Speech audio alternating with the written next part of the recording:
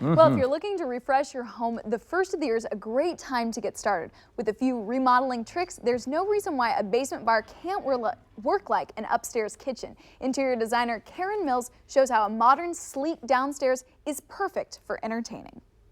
When you came in here, what was one of the first things you did? I didn't want it to feel like downstairs. I wanted it to feel like you're on the main level, so when you're here, it feels beautiful and gorgeous. One of the first things I did was there was a ledge, you know, the famous basement ledge, and you'll be able to see it in the before shot. I actually brought the wall out to cover it up, so it lives like an upstairs. Well, and I do love having all of this sunlight coming in from the window, and I know you hand selected these colors. Yes, and just designing the cabinetry so it really stands out. We did this black, which is so hot right now. We did actual cabinets that are inset, they're flush, so they look a lot sleeker. And then on the finishes, even though this is black, we did a lighter stain on the inside, so it gives it a very unique, one-of-a-kind look.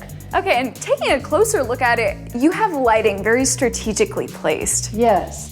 What was the idea behind that? Well, the idea is you can flip a switch, and if you're having a party down here, right, because this is a bar, you can flip a switch, you can turn the other lights out and just have this area lit. And I just love how you can display anything you want. We just put all white in here as a good example, but it really creates that drama.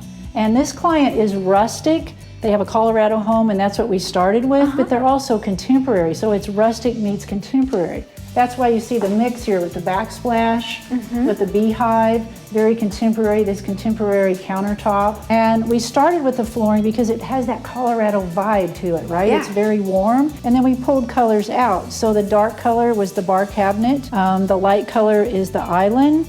And how has the light fixture really helped to give that modern effect? The chandeliers here add that unexpected contemporary feel. So it gives you this contemporary rustic.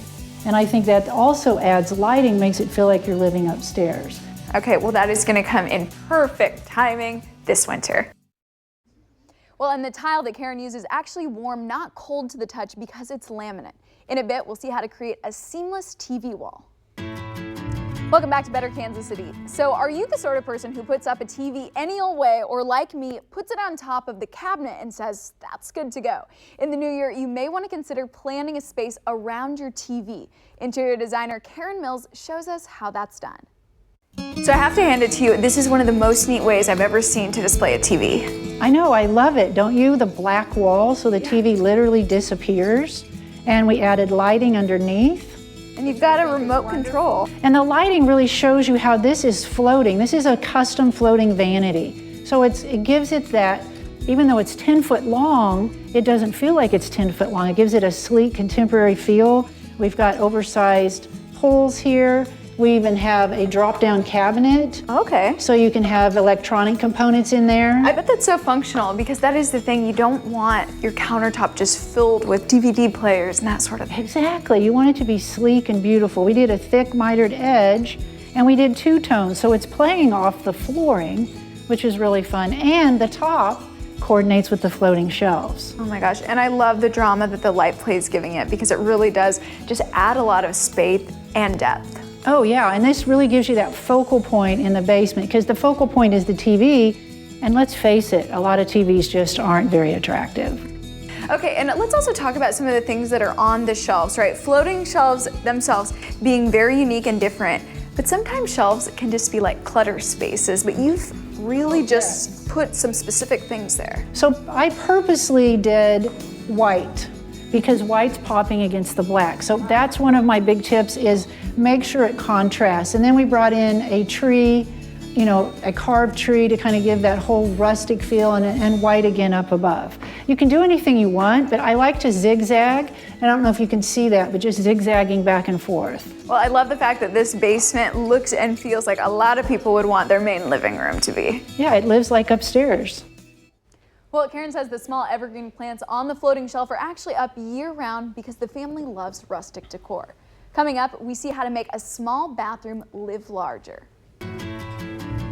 Welcome back. So now's the time of year many people may think about remodeling their homes, and specifically their bathrooms. Yeah, but what do you do if the space is small? Interior designer Karen Mills opens things up with aesthetics. So this bathroom is a perfect example about how a small space can actually live much larger. It is, because you have these small bathrooms and you fill them up with a vanity and a toilet and a shower. And your hair products. Right, and suddenly it's tiny and cramped and horrible. So the way to make it live larger is to do lighter walls like we did here, lighter trim, and then the floating vanity, right? So having the vanity off the floor, it's actually attached to the wall. We custom designed it. That's so neat. And we did it dark. A lot of people like the dark stain, but we put a light white top on it because that's bouncing the light around the room. So it gives us this great contemporary look. Then we also added a contemporary light. So even though we're in this kind of rustic space overall, we're adding this element that, as you said earlier, makes it feel like a hotel. Okay, and then let's talk about this too, because you're using silver and a very modern finish. You also see that kind of echoed over the light fixture. And look at how large they are. I do that on purpose because these become the earrings of the space. Oh, what a great analogy. Yeah. Okay, and then what did you do with kind of this chevron tiling? Because, I mean, it looks great, but it also has a function. And it does. I mean, the chevron, that was the wow factor. Everything else we kept pretty simple.